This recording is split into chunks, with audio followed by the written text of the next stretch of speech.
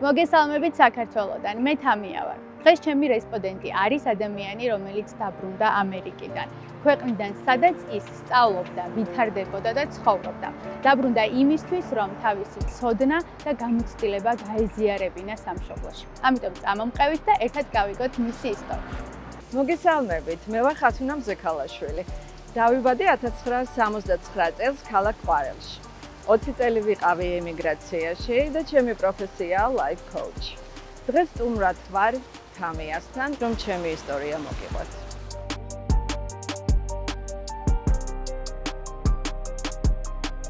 ხათუნა, ძალიან დიდი მადლობა, რომ ხარ დღეს ჩემი გადაცემის სტუმარი და ძალიან მიხარია, რომ უნდა გავუზიაროთ ჩემს მაყურებელს შენი ისტორია. ვფიქრობ, რომ ძალიან საინტერესოა, რადგან შენ ხარ ადამიანი, რომელიც ემიგრაციიდან დაბრუნდა იმის გამო, რომ ამერიკაში დაგროვებული ცოდნა და განათლება გაუზიაროს აქ სამშობლოში ჩვენს ქართველებს. უდიდესი მადლობა მინდა გითხრათ თამია ჩემი მოწვევისთვის და ჩემი ისტორიის გაზიარებისთვის საზოგადოებაზე. ჩემთვის პატივი იქნება, რისთვისაც დავბრუნდი ის გავაკეთო. დავიწყოთ სულ თავიდან. რატომ წახვედი ემიგრაციაში? რა იყო ამის მიზეზი? რთული კითხვაა ძალიან. სენსიტიურად რთული, ემოციურად რთული. 90-იანი წლები. მარტო ხელა დედა და უკვე ასაკში შესული მშობლები. წავედი იმიტომ, რომ გადარჩენილიყავ.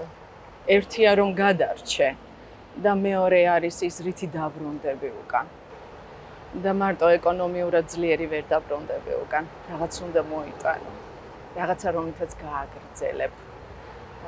შენს ქვეყანაში ცხოვრებას, იმიტომ რომ ადამიანს თვითრეალიზაციის გარეშე არ შეუძლია ცხოვრება ის სრულყოფილი ვერ იქნება. რა ხდება მას შემდეგ, რაც შენი რეისი ჩაფრინდა და ამერიკაში? როგორი იყო პირველი? ჩემი შვილი დავტოვე აეროპორტში და ჩვენი ემიგრანტები დამეთანხმებიან ეს რა რთული გამოცდილებაა ყველა ქალისთვის. აცი რაღაცას ხელი დავაფარე და წავედი. მაგრამ ამერიკა იყო როგორი ქვეყანა, იცი ჩემთვის? 3 დღეში მივხვდი, რომ სახლში ვიყავი.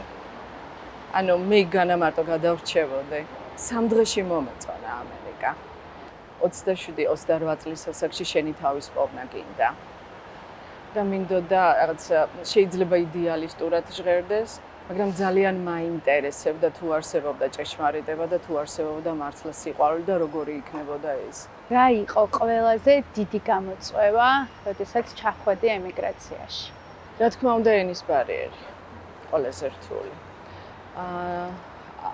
აბსოლუტური იზოლაცია, იმიტომ რომ არავინ სანაცნობო არ ყავს და არც ნათესავები.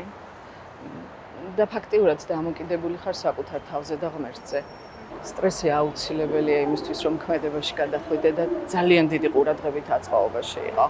და იმის შემდეგ, რაც ალბათ პირველი თვითრეალიზაცია იყო, არასდროს არ გაუბრივა სტრესს. მაშინ მივხვდი, რომ სტრესის გარეშე ცხოვრება შეუძლებელია, განსაკუთრებით როცა ახალში ხარ.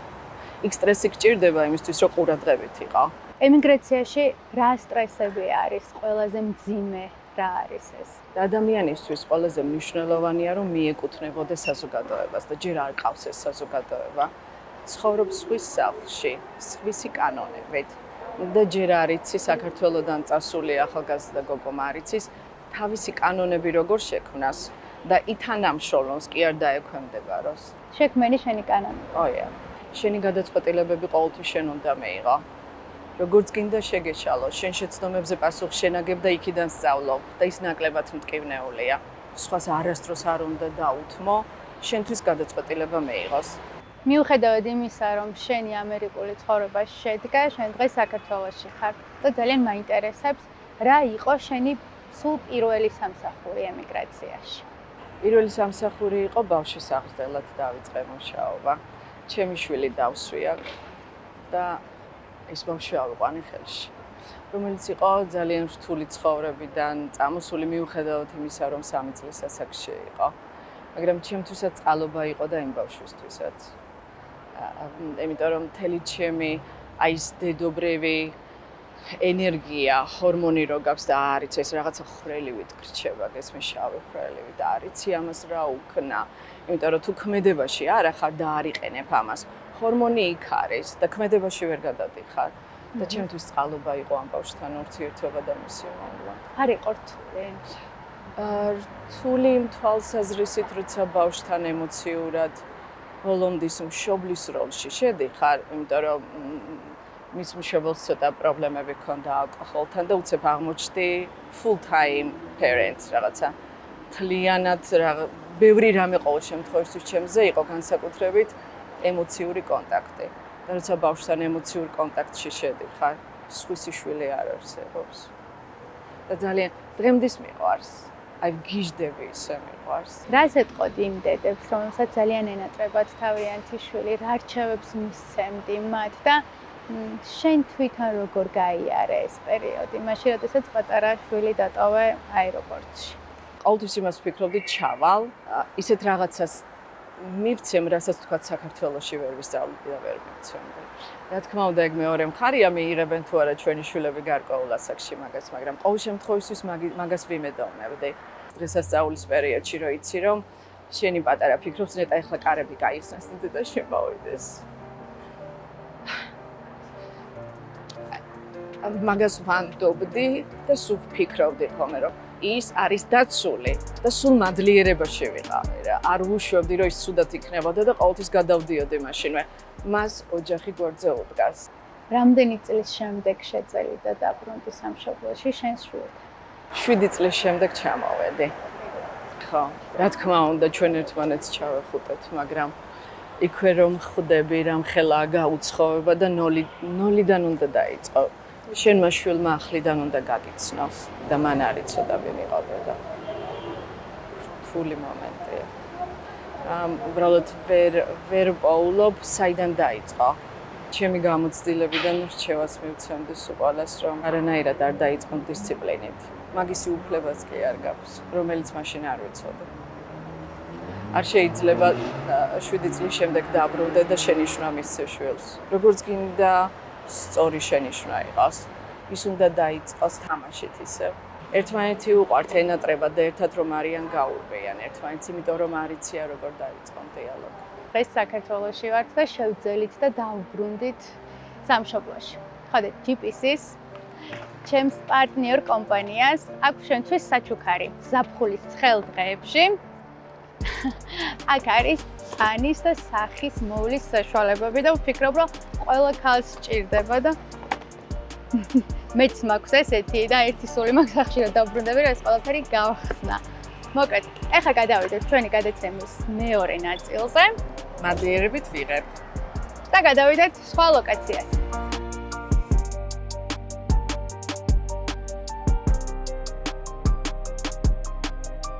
შენი პროფესიული გზა როგორც life coach-ი.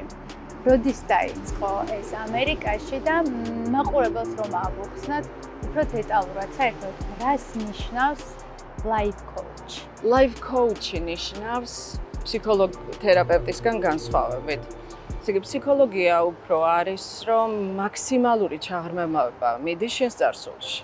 ტონი რობინსმა შემოიტანა ეს coaching-ი, იმის ძიებაში როცა იყო, რომ რა ერქვა, არც გურუ იყო, არც მასწავლებელი, არც ფსიქოლოგი. ამ დროს ყველაფერი ერთად ჰქონდა. გესმისათ, გჭირდება life coaching-ში. მე ადამიანს უნდა ვაპოვნინო თავის მომავალზე როგორ კონცენტრირდეს სწორად, სწორი ხედვა როგორ გაიჩინოს, სწორი მიმართულებით როგორ იაროს და თავისი ძველი პეტერნები და როგორ გამოვიდეს. და რამდენი ხნიანი თერაპია არის? მასეთი რაღაცა არ არსებობს, რომ აი რაღაცა ნებისმიერ ადამიანს უთხრა 10 მოსვლა აუცილებელია. მე შეიძლება ერთ მოსვლაში გავაგებინო ადამიანს, თქვათ, სად ეშლება, ან დავუდასტურო, სად რას აკეთებს სწორედ, რომ სწორი ისტორია ჩამოაყალიბდეს და თავის თავში უფრო თვითდაჯერება მეტი ჰქონდეს. რა კვეთა არის ამ შორის თვითონ მუშაობის პროცესში, სად კვეთს ეს ორი პროფესია ერთმანეთს, ფსიქოლოგია და life coaching-ი? კვეთა არის მხოლოდ და მხოლოდ ერთ ადგილას. ჩვენ აუცილებლად გვჭირდება მოვისმინოთ პაციენტის, ადამიანის წარსული. ყველაფერი მაინც მისი ბავშვობიდან მოდის, მას თავისი ხასიათი, ტემპერამენტი ჩამოყალიბებული აქვს, რაღაცა ისტორიით მოდის იქ. და მაგის გამოძიება აუცილებელია და ჩაძიება მაგაში. თუმცა ფსიქოთერაპევტს სეანსის დროს ძირითადად მოსმენის როლი აქვს. ბევრ რჩევებს ვერ მოგცემს და ძალიან ბევრ კითხვასაც არ გისვავს. თუ მაგალითად არ არის პაციენტი მზად იმისთვის, რომ ისაუბროს, შეიძლება სამი შეხვედრა მოხდეს დუმილში. ჩემთან სამი შეხვედრა დუმილში არ მოხდება. აი შიდა სამზარეულოში შეგვიყვანეთ, თუნდაც ის ადამიანები ახლა რომლებიც გვიყურებენ და უნდათ რომ პროფესიად გქონდეთ life coaching-ი. აი რაღაცა ხრიკები რა არის, რაც ეხმარება ადამიანს რომ იყოს კარგი life coach. ეხლა პირველ ადგილზე მოსმენაზე წინ ვერაფერს ვერ დავაყენებ. თუ ყურადღებით უსმენ და არასოდეს არ გაქვს სურვილი ვინმე გადააკეთო ფიქსით. არასოდეს არ ცდილობ რომ ვინმე გადააკეთო. აი მიზნადაც კი არა მაქვს ხოლმე, ისიც კი არა მაქვს მიზნად რომ დავეხმარო. ჩემი მიზანია მასთან ვიყო ემოციურ კონტაქტში და კარგად მოვუსმინო. არის მომენტები, როცა შენ უნდა მიიყვანო სწორი კითხვებით. ჩვენ პასუხებს ვერ ვპოულობთ საკუთარ თავში, იმიტომ რომ სწორ კითხვებს არ ვსვათ არასდროს. და ეგ არის tricky, აი რომ სწორი კითხვა როგორ დავსვა და სწორ კითხვას ვერ დასვავ თუ არ უსმენ. შენ ხომ ეს ყველაფერი ისწავლე? როგორი იყო აი ეს სწავლის პროცესები? როგორ მიიღე ეს პროფესიული ცოდნა? როცა ადამიანი იგრძნობს, რომ ვიღაცას აქვს ის, რაც შენ გინდა. ესეთი იყო ტონი რობერტსი ჩემთვის. და თანაც უკვე კარგი ბაზისეული ცოდნა მქონდა, ანუ საკუთარ თავზე მქონდა მუშაობა დაწყებული და მისი ენა ჩემთვის იყო გასაგები. მაგრამ მაინც პრაქტიკის გარეშე თეორია და ინფორმაცია რჩება ინფორმაციად. ის რაც შენი არ არის, იმას მეორეს ვერ ასწავლი ვერასდროს. ამიტომ ალბათ რა თქმა უნდა პირველი ვიზეც მაგის პრაქტიკას გავდიოდი და ვისწავლე ეს ყველაფერი ვიყავი მე. მე ვფიქრობ, რომ არ არსებობს პროფესია, რომელიც მხოლოდ წიგნიდან იცი. რა ვიცი, ახლა მაშინ არ იცი. როგორ ვფიქრობ, რა პროფესიის ადამიანებმა უნდა მიმართონ life coach, იგივე ცხოვრების მწვრთნელს? ეს პროფესიიდან გამომდინარე არ არის. life coach მიმართავ მაშინ, როცა გძნობ, რომ გაიჭედე სადღაც შენ ცხოვრებაში სიცოცხლის ნებისმიერ სფეროში. პირადი გამოცდილება, საკუთარ თავთან ურთიერთობა, არ ვიცი, პროფესიონალურ განვითარება, ანუ ვერ პოულობ შენს ადგილს, სადმე ურთიერთობები, ისაც უყვარს დალაგება. იმ ადამიანებს უყვართ, როცა შიგნით ქაოსი გვაქვს და ზოგჯერ შიგნით არ ვიცით ეგ როგორ გავაკეთოთ. და გარეთ ვალაგებ და დროებითი ესეთი რაღაცა ენერგიის გამოთავისუფლება, კამაყოფილების განცდა, ძალიან დროებითი და მე აბსესიურები ვხდებით დალაგებასთან დაკავშირებით, მაგრამ კი, როცა ადამიანი გაიჭედება სადღაც და თავის თავთან კონტაქტს დაკარგავს, life coach. ყველაზე სწრაფად, რაც შეიძლება რომ გააკეთო. ტონი რობენს ჰქონდა ძალიან დიდი ჩელენჯი ფსიქოლოგიური სამყაროდან. იმიტომ რომ ფსიქოლოგებს თავისი მარკეტინგი აქვს, რა თქმა უნდა, როგორც ყველა პროფესიას და იმათ გათვლილი აქვს, თქვათ, პაციენტმა რამდენ ხანს უნდა იაროს, თქვათ, როგორი სიჩქარით შეიძლება აკეთონ ყველაფერი და უცებ ამან შედეგი დადო, თქვათ, ვიღაცას რომ 5 წელი ან 10 წელი სჭირდებოდა იქ სიარული, ამან 5 შეხვედრაში შედეგი დადო. გესმის, იმის ცხოვრება ძალიან სწრაფი ნაბიჯებით წავიდა წინ. და ძალიან დიდი შეჯახებები იყო მასთან, მაგრამ მან ეს დაამტკიცა, ნებისმიერ ადგილას გამოწვევას მე ვიღებ და დაამტკიცა, რომ მისი მეთოდიკა ძალიან ეფექტური იყო, თუმცა ისევ ვიმეორებ, ფსიქოლოგიური ბაზისეული განათლება თუ არა გაქვს და ჰიპნოთერაპია თუ არ იცი, ძალიან გაგიჭირდება life coaching-ი, ამიტომ ერთს დავამატებ. საქართველოში ეს ისწავლება? არა, არსად არ ისწავლება. ყოველ შემთხვევაში მე არ ვიცი, coaching-ი არის. მე წამოვიდა მაქედან coaching-ი, მაგრამ მაგათ აქვთ როგორ ესე გამზადებული ტესტები, გამზადებული კითხვები. მე მასე არ მუშაობ, ერთი ფურცელი არ მაქვს გამზადებული არასდროს არაფერი.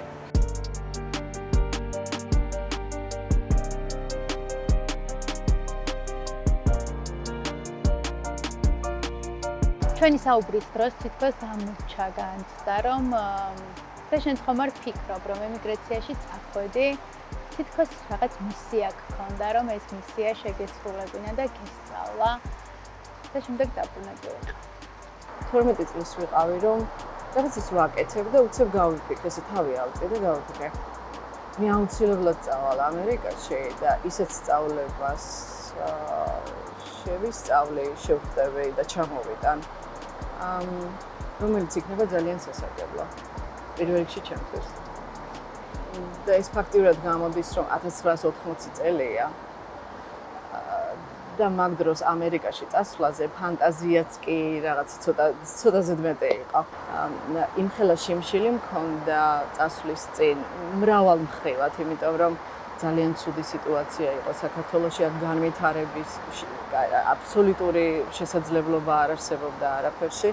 და როცა შიგნიდან რაღაცა წყურვილი გაქვს, მით უმეტეს თუ პრობლემებიდან მოდიხარ და 20-იან წლებში როცა შენი თავის ძიება გინდა, რაღაც წყურია, რაღაც ქშია და არ იცი რა არის და მინდოდა ეგ მეპოვნა რა იყო ის, რაც ესე ძალიან მშიოდა, იცი? ვისაუბროთ დაბრუნებაზე. რატომ გადაწყვეტა რომ დაბრუნებულიყო? დაბრუნება ერთ-ერთი ყველაზე დიდი მამაცი ნაბიჯი იყო, რაც კი ცხოვრებაში გადავიდგავს. საკვანძო მიზეზები მქონდა, პირველი ის რომ ჩემი შვილი ისევ საქართველოში იყო და მინდოდა რომ ოჯახი ერთად ყოფილიყავით და არ მინდოდა უკვე მის გარეშე ცხოვრება. მეორე მთავარი მიზეზი ის იყო რომ ამ გზაზე მოგზაურობის დროს, როცა ცხოვრების შემეცნება, საკუთარი თავის პოვნა, მაძიებლობა, ცოდნის დაუფლება, მასწავლებლების ძიება, აი ამ მოგზაურობაში მე შემთხვევით არ მოვხვდი. ამერიკაში როდესაც იყავი, საბუთები არ გქონდა. გადაწყვიტე, რომ უნდა ჩამოსულიყავი საქართველოში. ისა რომ უკან ვეღარ დაბრუნდებოდი. და რა ხდება ამის შემდეგ? ეს იყო ჩემი გამიზნული გეგმა, საბუთები არ მქონოდა რომ უკან არ დავბრუნებულიყავი. ვიცოდი რომ აქ გამიჭირდებოდა და უნდა გამევლო მაგაში. საქართველო მაშინ ჩემთვის ახალი ქვეყანა იყო. ეხლა 20 წლის შემდეგ მე ფაქტიურად იქ ჩამოვყალიბდი, გესმის? 28 წლის წავედი და 58 წლის გავხდი რომ ჩამოვედი. და რომ ჩამოვედი, ეს იყო ახალი ქვეყანა. და ვიცოდი რომ ძალიან გამიჭირდებოდა. როგორი იყო დაბრუნება 20 წლის შემდეგ სამშობლოში და რა ნაბიჯები გადადგე პირველად? ჩემთვის იყო გამოცდის ჩაბარება, სავით სამშობლოში დაბრუნება. როცა რაღაცაზე წარმოდგენა არ გაქვს, გამოგივარგა, ანუ რამ ჩემი თავი როგორ წარმოედგინა საზოგადოებაში, ისიც არ ვიცოდი. ამიტომ სასაცილო ის არის, რომ შენ ხარ პირველი, ვინც მიაქცია ყურადღება ჩემს პროფესიას, თვითონ დასახელება რას ნიშნავს. ყველა მაინც რაღაცას აღვხსნი და ფსიქოლოგს დამარხვევენ და მორჩა. პირველად რომ ლექცია ჩავატარე, რამდენიმე ადამიანი მომიახლოვდა და მეთქა აი ცნობიერება რას ნიშნავს, რომ ბევრჯერ რომ ახსენებთ ამ სიტყვას. და ესე შედიხარ ურთიერთობაში, გესმის მსმენელთან და საზოგადოებასთან ახლოს მედიხარ. ამერიკაშიც და საქართველოშიც ყავდა და ყავს მოსწავლეები, პაციენტები, არ ვიცი როგორ ეძახი. რა განსხვავებაა ქართველ პაციენტს და ამერიკელ პაციენტს შორის თვითონ მუშაობაშიც რა სხვაობა არის? პაციენტს თვითონ ძალიან მეწინააღმდეგები, პაციენტი აღიქმება, რომ there is something wrong with them. რაღაცა ავადმყოფთან ასოცირდება. ყოველ შემთხვევაში მე ვერ მივიღე. მაგრამ მე თავად დავფიქრდი, მე თვითონ რას დავარქმევდი ჩემს თავს ცხოვრებასთან მიმართებაში და მივხვდი რომ მოსწავლე ვიყავი და სამუდამოდ ეგ მინდა რომ დავრჩე. განსხვავება ქართველ და ამერიკელ მოსწავლეს შორის. დიდი, უზარმაზარი. ანუ მე რაც მქონდა ნასწავლი, ყველაფრის გადაკეთება მომიხდა. ფაქტიურად რაღაც ეტაპზე მივხვდი, რომ თავიდან უნდა მომეფიქრებინა მუშაობაში რა შეიძლება რომ აი რაღაც კი შეიძლება სტრუქტურა შენარჩუნებული ყოფილიყო, თუ რაღაცა მეთოდი გამაჩნდა მუშაობის დროს. მაგრამ ქართულ მენტალიტეტთან ის არ მუშაობდა. აი მაგალითად ამერიკელს რომ კითხვას დაუსვავ რაღაცასთან დაკავშირებით, მას შეუძლია 1 საათი გელაპარაკოს. ჩვენ ქართველებს უფრო მეტი შიში გვაქვს მიმღებლობის საზოგადოებაში. შეიძლება ითქვას პანიკური შიში, ზოგ შემთხვევაში საოცარი, არ ვიცი, ტერორი. იქ ადვილია, რაღაცას იკითხავ და დილამდის გელაპარაკება. იუმორი ძალიან ჭრის ქართველებთან. იუმორს თუ იხმარებ, ძალიან მაგრად მუშაობს საქართველოში. ეგ მეხმარება ძალიან. რამდენად მარტივია საქართველოში დაიმკვიდრო თავი პროფესიულად? მარტივი და ძნელი არის გონების მოსაზრება. ცოტა ვშფოთავდი, იმიტომ რომ მაინც ახალია და არ ვიცი რა მელოდა და რამე შევძლებდი თუ ვერ შევძლებდი. ან როგორი ფორმით, ან რა სახით. და ჩემმა მასწავლებელმა იქ მეტაფიზიკურ ცენტრში შემატყო რომ ვშფოთავ და მითხრა რაღაც გაწუხებს და მისი კითხვა იყო ესეთი. შენთვის ამერიკა ახალი სახლი იყო. კი ჩვენიანი ხარ, მაგრამ ახალი სახლი იყო. როგორ დაიმკვიდრე თავი? ანუ აქ სადაც ფესვი მქონდა იქ მოვდიოდი. მე ხლა თბილისში არ ვარ დაბადებული გაზრდილი, კახელი გოგო ვარ. აქ მე არც სანაცნობო მყავდა და არც ანათესაო გესმისთან დიდი ხნის წასული, აღარც ახსოვხარ ძველ მეგობრებს თუ ნაცნობებს. დღემდის მიკვის წარმოდგენა არ მაქვს, იმიტომ რომ ონლაინ Facebook-ზეც კი არავინ ძალიან ერთეული ქართული სახელებს თუ იპოვნედი. ანუ მეგობრებშიც კი არ მყავდა არავინ, ხო გესმის? მხოლოდ იქ გამოვაცხადე რომ ლექცია, საჯარო ლექცია ტარდებოდა. აი როგორ გაივსო დარბაზე არ ვიცი. არ ვიცი რამდენად მართალია, ფსიქოლოგებისგან რამდენჯერმე მსმენია, რომ ფსიქოლოგის და მისი პაციენტის მეგობრობა არ არის ნორმალური. არ ამართლებს. ეს როგორ არის life coaching-ში? ჩემი მოსწავლეები, ჩემი მეგობრები არიან, ცხოვრებისეული მეგობრები. თუ ძალიან ახლო ურთიერთობა არ გვაქვს, სამეგობროში მაინც ერთად ვრჩებით. და მაქვს ძალიან მარტივი კანონები. თუ რამე არ მოგწონს, უნდა გავიგო, უნდა მითხრა. თუ რამე მოგწონს, გაგიხარია, მოგისმე, დაგითმობ სივრცეს. მე ხა დიდად, რა ვიცი. ეგ მე არ მჭირდება, მაგრამ მეორე ადამიანს როცა კარგი ისტორია აქვს და თვითონ კარგ ხასიათზე დგება და ეს მოსწონს და მისი გამოხატვა უნდა. Oh my god, რატომაც არა.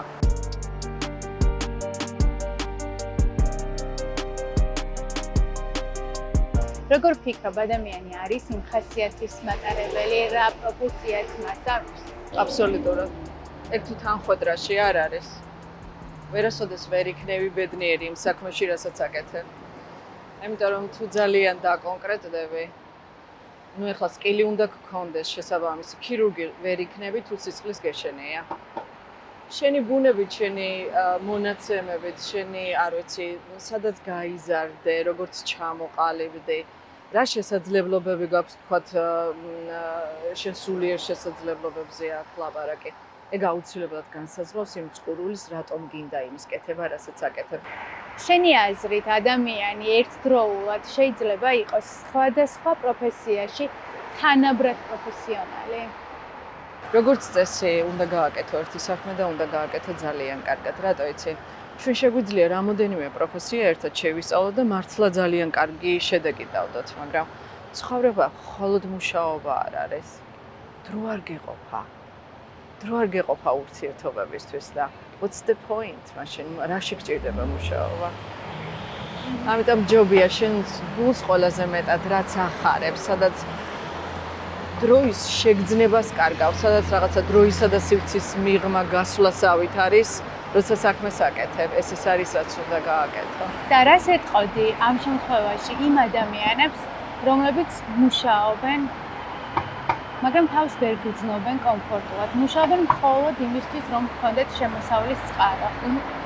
მივმართოთ ამ ადამიანებს, არ ვიცი, რჩევა მიცეთ. ეხლა თუ არა გაქვს მაგალითად თანხა იმისთვის, რომ ჭერი გქონდეს თავზე და ქირა გაქვს გადასახდელი.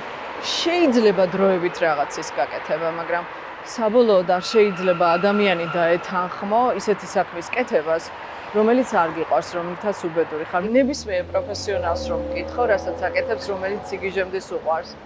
არავინ არ მოდის ძირითადად ისეთი სიტუაციიდან, სადაც მას ყველანაირი საშუალება ჰქონდა, არაფერზე საზრუნავი არ ჰქონდა და ესე გამოუვიდა პირიქით. ხათუნა კლინიკა მედის პროფესიონალების გუნდს აქვს შენთვის საჩუქარი. მომეცი გიორგი? აი, აქ არის ბაუჩერი.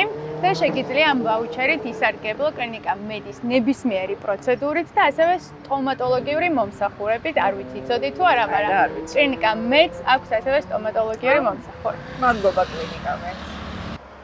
ჩვენი გადაცემის დასასრულს რას ეტყოდი ემიგრანტებს, რომლებიც ახლა გვიყურებენ და ფიქრობენ საქართველოში დაბრუნებას, მაგრამ ეშინიათ ამ ნაბიჯის გადადგმას. ჩვენ უნდა კუთვნილი მნიშვნელოვნება და ადგილი მივუჩინოთ დღესდღეობით ჩვენი ქვეყნის ბედში ემიგრანტებს. უდიდესი როლი აქვს. როგორ განვითარდება ჩვენს ქვეყანაში მოვლენები, თუ როგორ წავა განვითარების პროცესი. კი, რთულია. მაგრამ ეგ სირთულეც არის, როგორი იცი, აი მხოლოდ გარემო პირობებზე თუ ვიქნებით დამოკიდებული, კი იმასე მოგვიჩვენება ყველაფერი რთული. და ძალა ერთობაშია, გვჭირდებით ჩამოდეთ. ძალიან დიდი მადლობა ინტერვიუსთვის და გულწრფელობისთვის. გამოგვივიდა. ჩაი. და ჩვენ გელოდებით სამშობლოში, მეგობრებო.